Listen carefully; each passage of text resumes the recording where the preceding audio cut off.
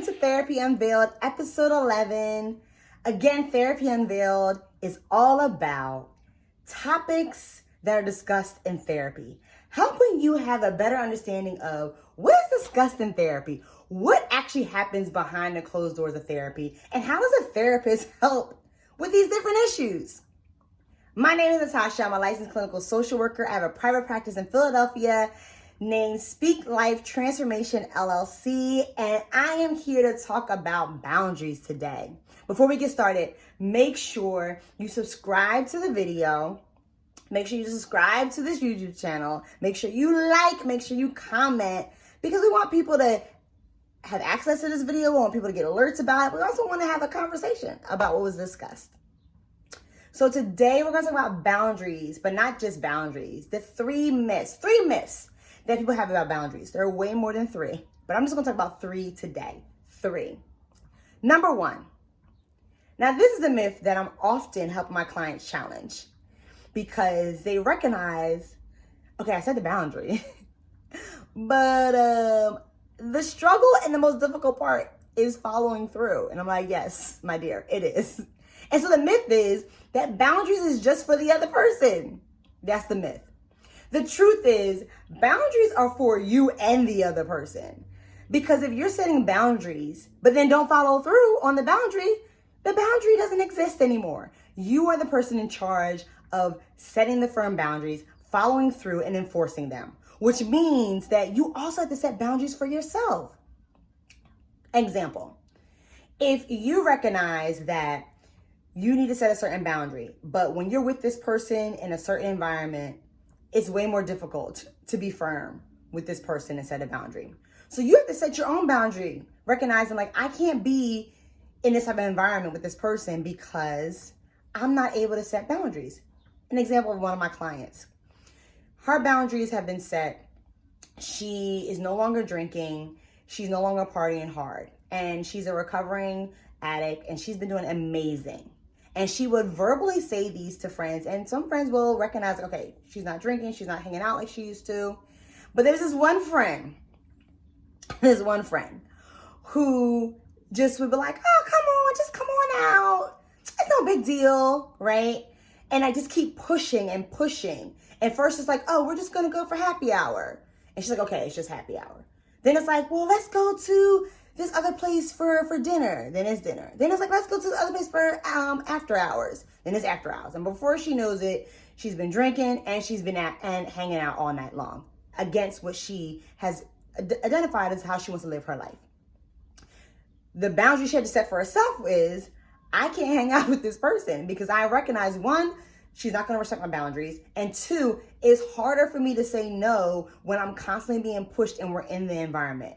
So if I'm not in this environment with her and I just say no from the door, no, I'm not going out with you today because I don't want to hang out really late and leave it at that, then she doesn't have to worry about putting herself in a difficult situation of trying to continuously saying no to someone who continuously crosses her boundaries.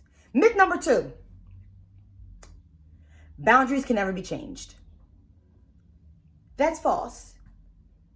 Your boundaries can be changed, updated, modified as many times as they need to be. Remember, these are your boundaries. These are your boundaries for your life.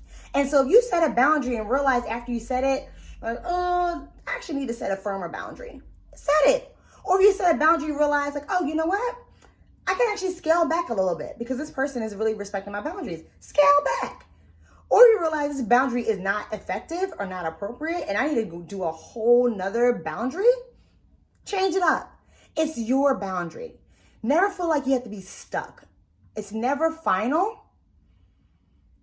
It's part of the growth process of progressing and recognizing what is it you need, right? The great thing about boundaries is you become more aware of what you need with certain people, right? What you need in general, the type of life you want to live, and what kind of boundaries you need to set with certain people so that you're living the life that you want to live.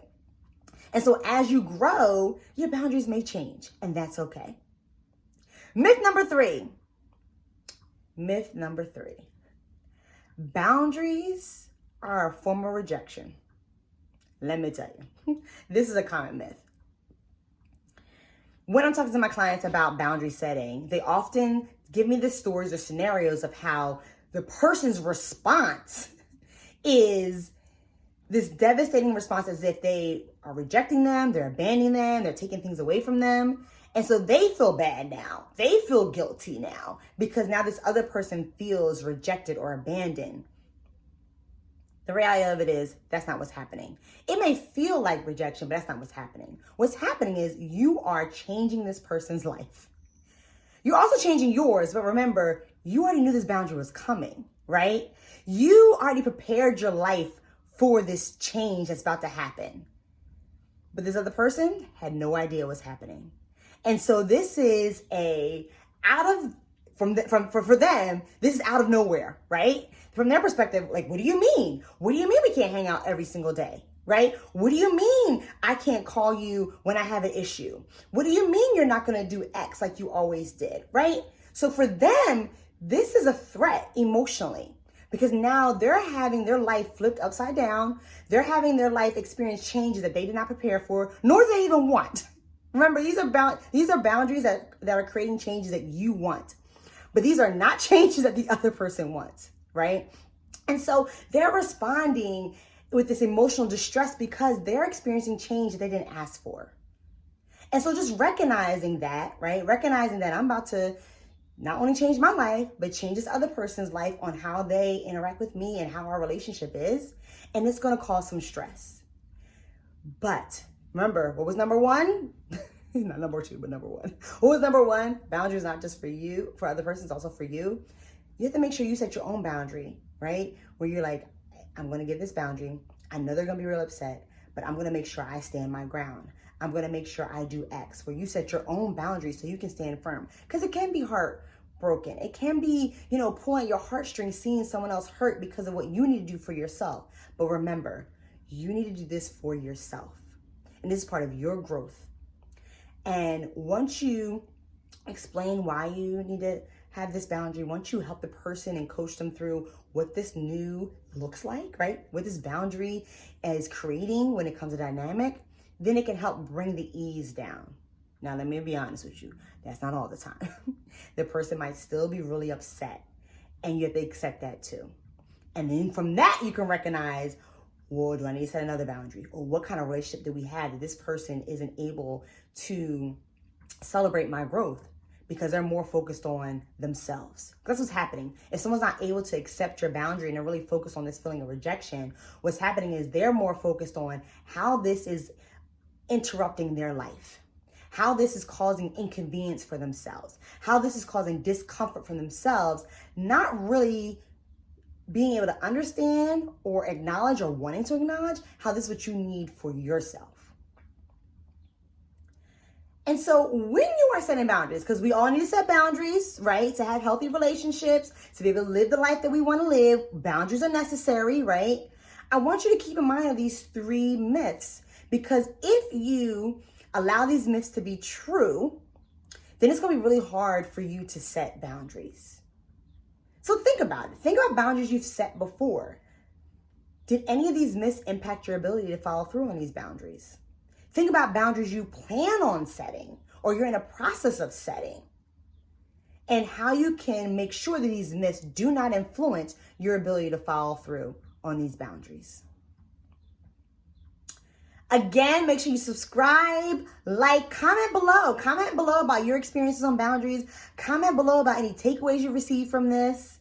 Follow me on Instagram at speaklife_SLT. Also on Facebook at Living Speak Life. You can check me out on my website at speaklifetransformation.com.